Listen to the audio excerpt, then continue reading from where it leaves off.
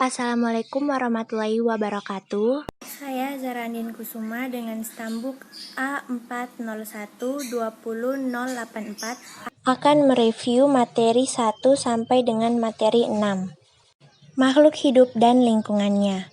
Ekosistem. Ekosistem adalah hubungan makhluk hidup dengan lingkungannya. Ekosistem ditempati oleh banyak jenis makhluk hidup yang disebut komponen biotik. Contohnya, manusia, hewan, dan tumbuhan. Ekosistem juga ditempati oleh benda mati yang disebut komponen abiotik. Contohnya, suhu, kelembapan, sinar matahari, dan mineral. Hubungan antar makhluk hidup. Hubungan erat yang khas antara dua jenis makhluk hidup yang hidup bersama disebut simbiosis.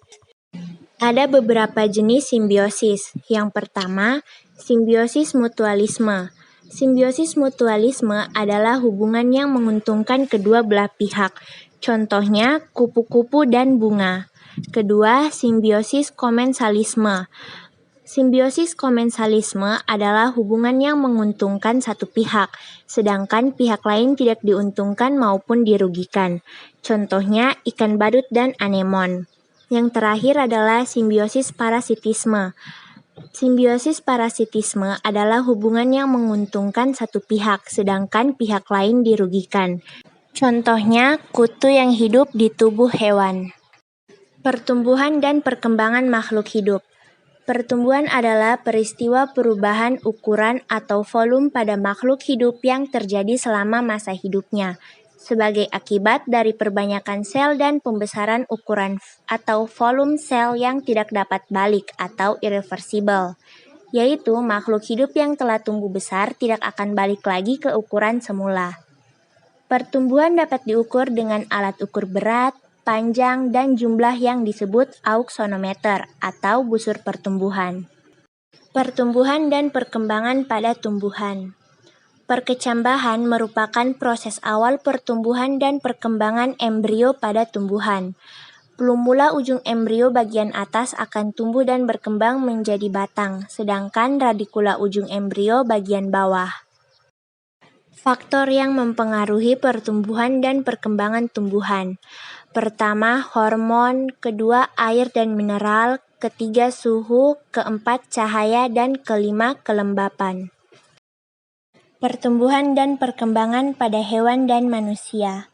Pertumbuhan dan perkembangan pada hewan dimulai dari zigot yang merupakan hasil peleburan antara spermatozoid dengan ovum. Pada mamalia, embrio mengalami perkembangbiakan di dalam tubuh induk betina, yaitu di dalam uterus atau rahim.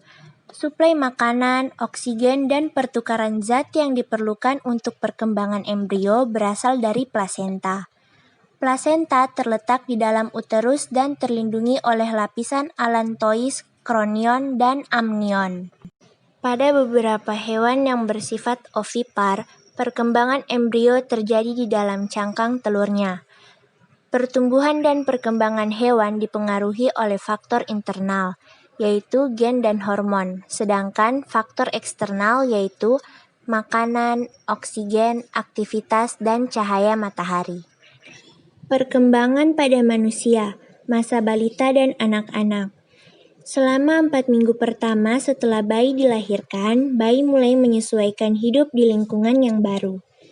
Masa bayi terlewati pada usia 12 bulan dan digantikan dengan masa anak-anak.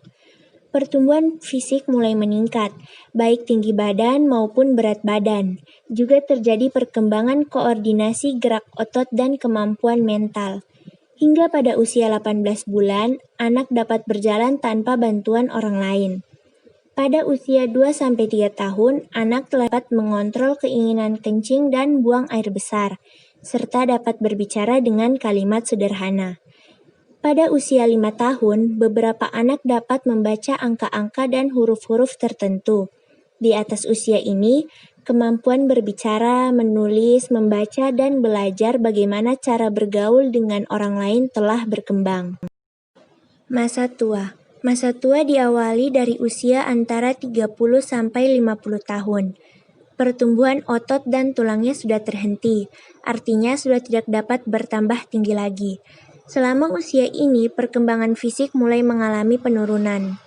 Pada umur 65-74 tahun adalah pertengahan lanjut usia.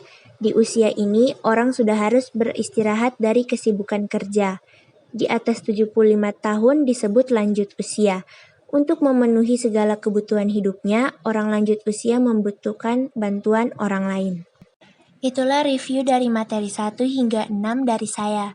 Sekian dan terima kasih. Wassalamualaikum warahmatullahi wabarakatuh.